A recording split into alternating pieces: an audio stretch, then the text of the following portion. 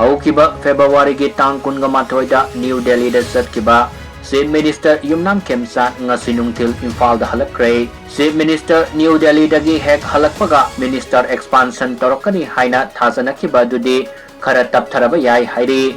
handaki Chief Minister ki khongsada si Prime Minister Narendra Modi Union Home Minister Amit Shah Defense Minister Rajnath Finance Minister Nirmala Sitharaman yauna Center gi luchingba mayamama unaduna wari sanaki Prime Minister unabadu dade Manipur gi mahusa gi fibamda hanjelakle haina paudambaga loinana mahakna paikaliba thabak thoram singi matangdasu pautam khemade Manipur da lakpinaba haijaki Haujik fawbagi oina Minister Expansion gi thabak thoram singasi taptharakpagi maram Karigino haiba sapsana haiba ngamdre adumakpo center gi luchingba singna mangonda Minister Expansion taunanabagi Wafam amata hairakpa leitabadagi matam khara tapthagadra haina launarakpani Minister Expansion Tapthagadouri basi karigino haiba sapsana khangdragasu haujik oriba kuki amasu maitayani gi marakta ungkhatnabagi fibam masi fanayamna ingtharagasu